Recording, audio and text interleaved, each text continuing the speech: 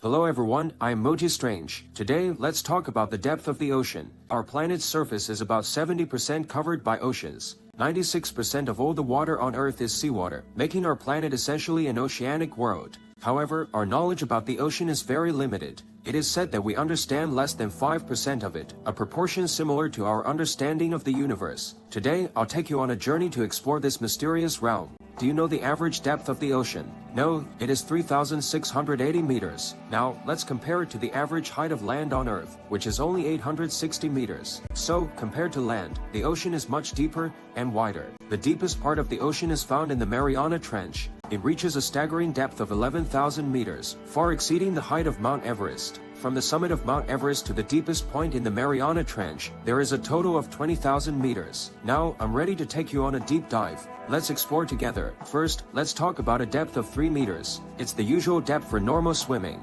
Going a bit deeper, around 20 to 30 meters, we enter the zone where most coral reefs and underwater plants thrive. Going further down, around 40 meters, we reach the maximum depth for recreational diving. Beyond this depth, divers may experience joint pain, dizziness, and symptoms similar to altitude sickness. It's strange that these symptoms can occur both when ascending and descending. It's a warning sign not to venture into those areas. Now, let's talk about the deepest swimming pool in the world, which is also 40 meters deep. It's located in a hotel in Italy called the Montegrotto Terme. This hotel caters specifically to diving enthusiasts, providing a safe and enjoyable environment for them to dive in the pool. People who love diving often choose to stay at this hotel so they can explore the depths of the pool. It's a great option for diving enthusiasts to indulge in their passion. Shall we continue diving deeper? At a depth of 70 meters, humans can experience hallucinations. This is also where you can find the world's largest fish, the whale shark, commonly found in these waters. Let's continue descending to 100 meters. This depth marks the limit for professional diving. At this depth, you'll find a fascinating creature called the North Pacific giant octopus. This octopus has the ability to change color, much like a chameleon, and it can grow to a remarkable size of 6 meters. Due to its appearance, it has often been mistaken for a sea monster in the past, and such misconceptions still exist today. Now, let's continue our descent to 130 meters. At this depth, you'll find the deepest recorded underwater wedding ceremony in the world. In 2014, 2 professional divers held their wedding ceremony at this depth. They wanted to have a wedding that was unique and extraordinary. This remarkable event took place in Thailand, and even the priest joined the dive to officiate the ceremony. Alright, let's continue our descent to 200 meters. At depths below this point, the light is insufficient for photosynthesis to occur. As a result, there are hardly any green plants beyond this depth. However, at this depth, there is a fish called the giant oarfish, also known as the king of the sea. With its large size, it could be considered a sea dragon or even a king of the sea. It's truly remarkable. Additionally, there is an extreme sport called freediving, where participants challenge themselves to dive as deep as possible or hold their breath for an extended period of time. The current world record for the deepest freedive is held by an Austrian diver named Herbert Nitsch. In 2007, he managed to descend to a depth of 214 meters in a single breath. This achievement is typically deemed impossible due to the hallucinations that can occur beyond 100 meters. Further depths can cause serious issues, such as organ compression due to pressure. The lungs can be compressed to the point of permanent damage as the chest cavity collapses. However, Nitsch used a technique to counteract this by utilizing abdominal pressure to push the organs upward and keep the lungs from collapsing. It's a depth that very few people can achieve. However, the world record for breath holding underwater in the ocean is 11 minutes, but the overall record for static breath holding, which is typically done in a pool, is 22 minutes and 22 seconds. This record was set by Danish diver Stig Severinsen. It's important to note that Severinsen used pure oxygen prior to the attempt, which makes it incredibly challenging to achieve such a long breath hold. People who engage in these extreme diving practices often have the ability to hold their breath for over 8 minutes or more. Alright, let's continue descending to 300 meters. At this depth, you can encounter the large crabs that are often consumed as food. These crabs have relatively small heads but can have legs up to 4 meters long when stretched out. Apart from crabs, humans have also reached this depth, but not without the aid of equipment. The deepest depth reached by a human using equipment, such as an oxygen tank, is 332 meters. This record was set by an Egyptian diver named Ahmed Gabr in 2014. On that day, carrying his oxygen tank, he took 15 minutes to descend to this depth. His initial goal was to reach 350 meters, but at 332 meters, he lost consciousness and experienced various hallucinations. Consequently, he had to start ascending. While the descent took only 15 minutes, The ascent took 13.5 hours. Yes, that long. The reason for the slow ascent is that the gas mixture in his tank contained not only oxygen, but also nitrogen and various other gases. When he breathed in this mixture, the gases dissolved into his bloodstream. Normally, these gases would form bubbles, but at that pressure, they dissolved completely. However, during a rapid ascent, these bubbles would expand rapidly in the blood vessels, potentially causing the diver to explode or suffer from oxygen toxicity. These conditions could result in permanent damage to the eyes, spinal cord, and central nervous system. Therefore, it was necessary to ascend slowly, allowing the gases in the bloodstream to gradually return to the lungs and be exhaled. With an ascent rate of 25 meters per hour, it took him 13.5 hours to complete the ascent. During his dive, he was surrounded by 30 support staff members who closely monitored his descent. This provided a relatively safe environment for him. To this day, his record remains unbroken. It is crucial to remember that attempting to break records should never come at the cost of one's safety. Sure, let's continue descending to 500 meters. At this depth, we enter a realm that is no longer considered within the human domain. Everything I mentioned earlier was about the human world. However, at this depth, we enter the realm of animals. The blue whale, being the largest animal on Earth, has a maximum diving depth of around 500 meters. Not only is the blue whale massive in size, but its vocalizations are also incredibly loud. Its calls can reach up to 188 decibels underwater, surpassing the sound produced by a fighter jet. Furthermore, these vocalizations can travel up to 1,600 kilometers, allowing a blue whale to communicate and attract other whales from such a great distance with a single call.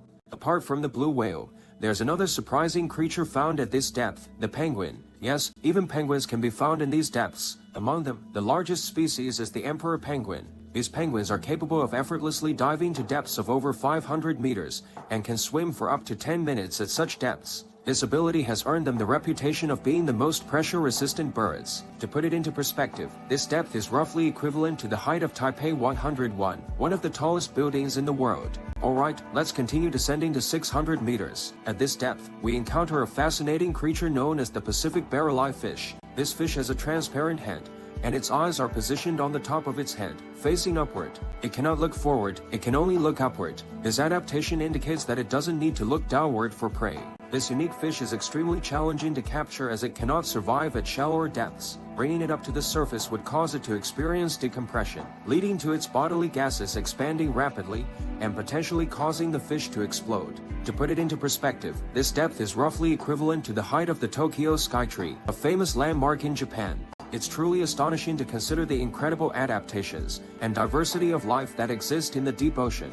Certainly, let's continue forward. At 700 meters, we enter the habitat of European eels. Eels are a popular delicacy in many cuisines. You might think that eels primarily live in rivers, but in reality, they spend half of their lives in the ocean. They migrate to freshwater rivers when it's time to spawn. It's during this time that they are often caught for consumption.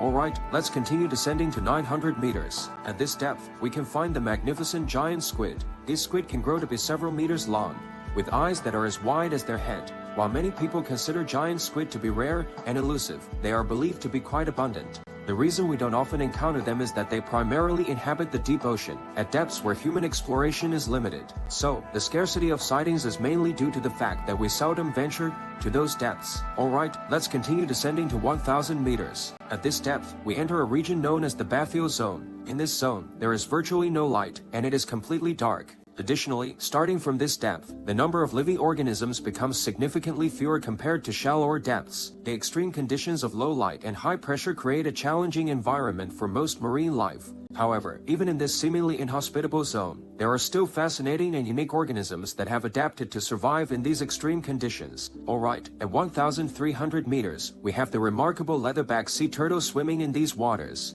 This turtle is the largest of its kind, folks. It's got a unique feature: the shell is soft, not hard like other turtles. The leatherback sea turtle comes ashore to lay its eggs on sandy beaches, and then returns to these deep waters. But hold on tight, because there's another creature lurking in these depths. It's called the Mitsukurina ostoni, or the goblin shark. Now, let me tell you, this shark is something else. Its most distinctive feature, well, its mouth and jaws are separate, folks. When the goblin shark spots its prey, it suddenly extends its jaws, using muscle structures that resemble a tongue to draw the prey into its front teeth. It's like its teeth can fly right out, just like in the movie Alien. If you're unfortunate enough to get a nip from this shark, well, it's either going to scare you half to death or give you a mighty fright. Believe me, Alright, let's continue the descent to 1,700 meters. Amazingly, at this depth, we encounter something incredibly adorable. It's a creature that spends time both on land and in the water. It's none other than the Mironga leonina, the largest species of seal, commonly known as the southern elephant seal.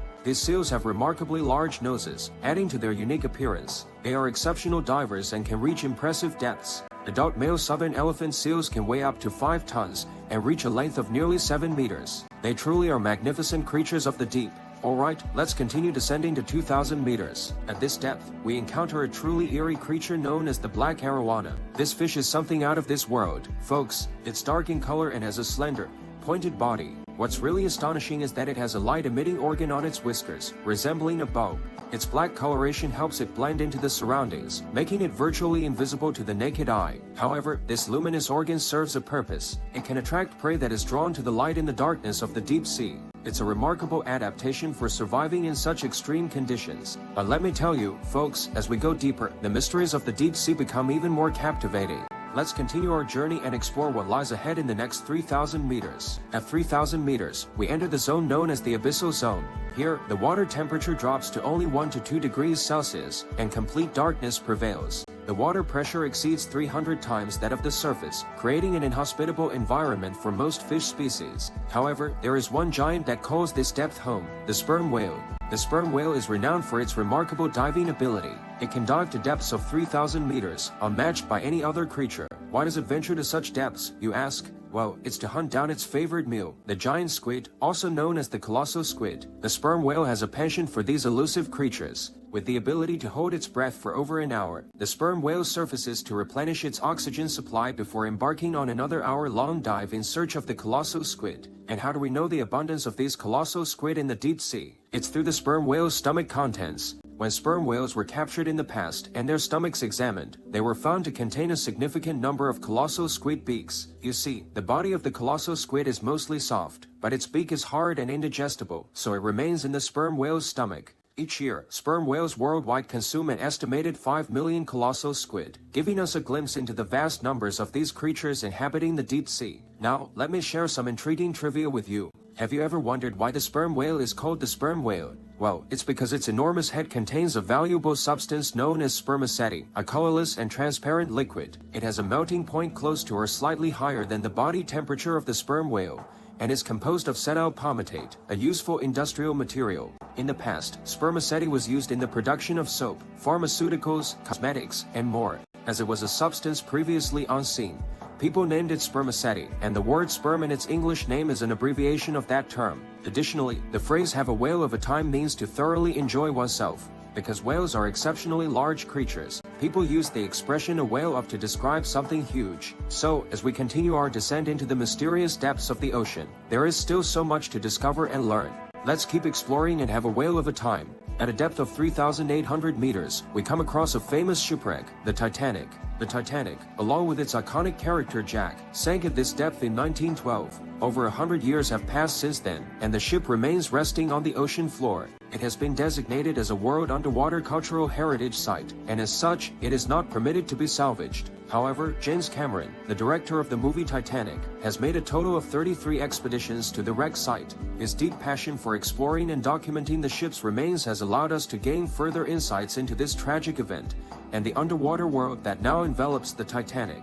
At a depth of 4,000 meters, we encounter a fish called Typhlonus nassus. This fish lacks identifiable eyes and lacks distinct facial features. Its mouth is positioned beneath its body, giving it the appearance of having no face. This adaptation likely helps the fish navigate and survive in the low-light conditions of the deep sea. In the darkness of the deep ocean, vision is not their primary sense, and they may rely on other sensory mechanisms and specialized physiological structures to adapt and capture food. At a depth of 6,000 meters, we enter the realm known as the Haddo Zone or the ultra-deep sea.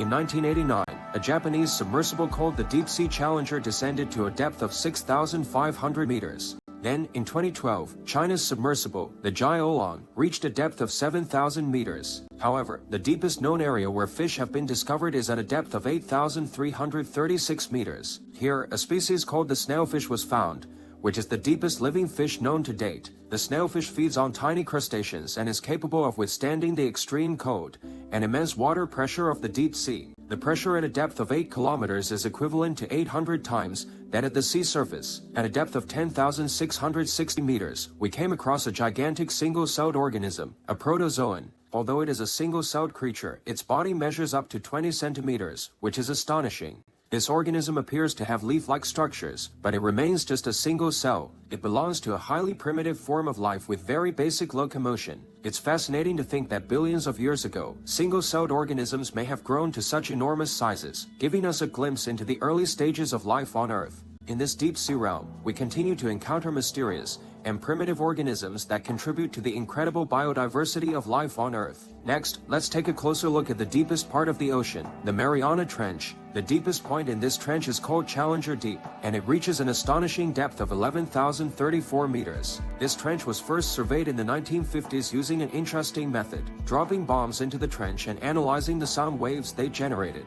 By analyzing these sound waves, scientists were able to accurately determine the trench's extreme depth. Until now, only 4 individuals have reached the bottom of Challenger Deep. 2 of them achieved this remarkable feat in 1960, Don Walsh and Jacques Piccard. They descended to a depth of 10,916 meters, spending a total of 5 hours exploring the ocean floor. However, upon reaching the bottom, they encountered a fissure and had to ascend quickly, but not before observing some flatfish, also known as flounders, around the area. In 2012, the renowned film director James Francis Cameron, with the support of National Geographic and Rolex, dived to the Challenger Deep.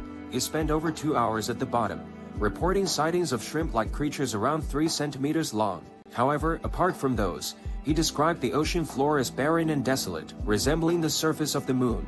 The most recent individual to reach this extreme depth was Victor Vescovo, an American private equity investor and deep-sea explorer. In April and May 2019, he successfully made 2 consecutive dives to Challenger Deep, reaching a depth of 10,928 meters. Unfortunately, his observations were not much different from Cameron's, as he reported seeing little life, and even came across plastic trash bags. In 1960, there were sightings of both flounders and shrimp at the bottom of Challenger Deep. In 2012, only shrimp-like creatures were observed, and in 2019, sadly, the only thing found was plastic trash bags, highlighting the impact of human activities even at such extreme depths. The exploration of the Mariana Trench and other deep-sea environments indeed provides valuable insights into the limits of life, and helps us understand the extreme conditions in which organisms can survive. These expeditions expand our knowledge of the universe and shed light on the possibilities of life beyond our planet. Water is a crucial element for life, and approximately 94% of known organisms are aquatic species. Even for terrestrial life, water is essential for survival. No organism has been found to live without water, and currently, no life form can survive indefinitely without it. However, some microorganisms have been discovered to enter a state of suspended animation, or dormancy, without water, effectively ceasing all metabolic activity until water becomes available again. Exploring the depths of the ocean not only uncovers the mysteries of the underwater world, but also helps us better understand life's resilience and adaptability. It reminds us of the interconnectedness of all life forms and the importance of preserving these unique and fragile ecosystems for the sake of future generations.